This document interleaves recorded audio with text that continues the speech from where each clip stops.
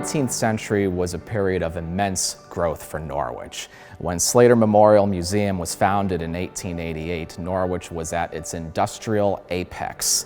This was a century where Norwich and America as a whole began to transition from a largely agricultural and agrarian society to a society built on business, mercantile operations, and the manufacturing of goods and raw materials. At this time, Norwich produced everything from textiles to firearms, furniture, and yes, artwork. It's this fusion of arts and industry that created complex communities of immigrant workforces, educated professionals, and large numbers of millionaires. This is a time where Norwich and America was transitioning into the city and country that we're so familiar with to this day. Norwich was a center of industry, even in the early days, and one of the numbers I love throwing out is around the second half of the 1700s, Norwich at its height had 22 clockmakers, 49 silversmiths, and 66 cabinet makers. Those are really impressive numbers for a city that would become an industrial powerhouse in the 19th century. Now, some of the objects you see in the gallery illustrate what those industries looked like. The chairs that you see here were made by a local chair maker by the name of Ebenezer Tracy. And the styles that you see were very popular at the time. It's also important to remember that there are a number of industries that are present in Norwich that produce goods for certain types of people. The chairs here are an example of a utilitarian object. This is an object that is purpose-built, and it's meant to be enjoyed and used by a lot of different people, not just a select amount. But if we go over here to the clocks, the tall case clocks are a perfect example of what a luxury item would have looked like.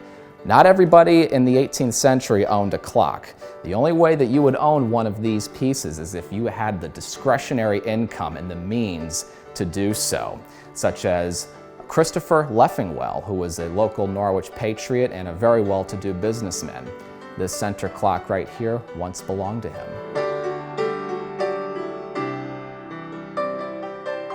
So this second corner gallery features some more industrial pieces, decorative arts, as well as fine arts that were produced all in the region during the 17 and 1800s. One of the objects I want to highlight in this section is one of my favorites in the entire museum.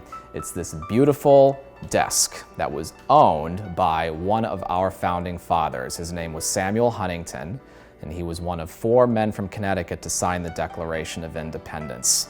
Now, this desk was owned by him and his in-laws, and the desk is so fascinating because it shows us just how closely the world was connected even during the 18th century. And what I'm getting at is the actual composition of this piece. This desk is made of San Domingo mahogany. This is a very rare, very expensive species of wood that can only be acquired in the West Indies. Now, during the early period of Norwich, one of the first industries to emerge was seafaring. And a number of families and individuals had access to ships that would leave Norwich and travel all throughout the region and all throughout the world, bringing back goods and raw materials that weren't available in this region. And one of those materials is this very expensive mahogany wood that comes from the West Indies. Another one of the big movements during the 19th century was a revolution in our education system. Norwich Free Academy is living proof of how far schools have come even back then, many years ago.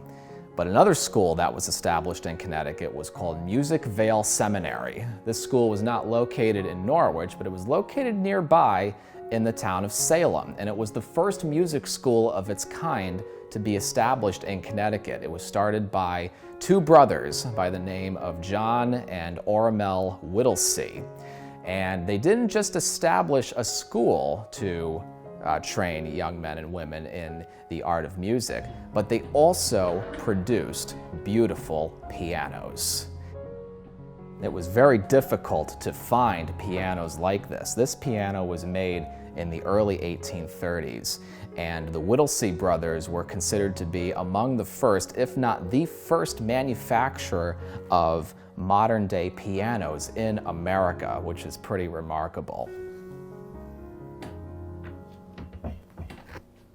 Artwork was produced during this time period in the 19th century, and a lot of it was produced, not just throughout the country, but right here in Norwich. There are two artists that make big names for themselves in Norwich, and they are John Dennison Crocker and Alexander Emmons. We have a whole gallery here dedicated to the works by these artists, but I want to highlight a few of them that again illustrate that fusion of arts and industry in this region. These two paintings right here do that job perfectly. These were done by John Dennison Crocker in the 19th century. And Crocker originally aspired to be a portrait artist, and he did paint many portraits in his career, but I think his landscapes are what stand out the most. Most all of the landscapes that we're going to be seeing are done in a style called the Hudson River School.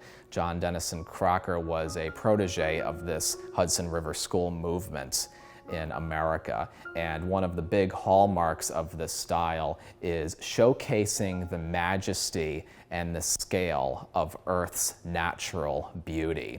This is another one of my favorite paintings because it shows you the artistic and industrial side of this region. Now, if you were to drive on this road, you would eventually get to a modern-day landmark. This road that you see still exists. This is Route 12. And if you were to follow Route 12 all the way up through Lisbon, you're going to end up at the Lisbon Landing Shopping Center. That's why I love this painting so much. But the other feature of this painting that I'd like to point out is the train. Right in the middle of this beautiful, again, idyllic pastoral setting, we see a train. This is a symbol, this is an example of how Norwich and America is beginning to change. We're starting to see those industrial features crop up, such as trains and factories and mills. It's just another example of how we are beginning to industrialize in this region. One of the final paintings I'd like to show you is the one right over here. This is also done by John Dennison Crocker, and it features a structure that still stands to this day. Again, this is another example of that Hudson River School design where we have a beautiful natural landscape surrounding us, and then right smack dab in the middle is this big mill complex. The entire city of Norwich developed as a collection of mill communities.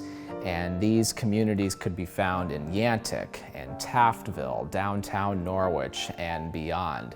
And they became little villages in which the people in the immediate area directly benefited from the economic output of the mill. The residents of the area would have worked in the mill, and that was how they made their livelihoods. For the better part of the 19th century, firearms manufacturing was quite prevalent here in the city. What some people might not realize is the Smith & Wesson brothers got their start here in Norwich.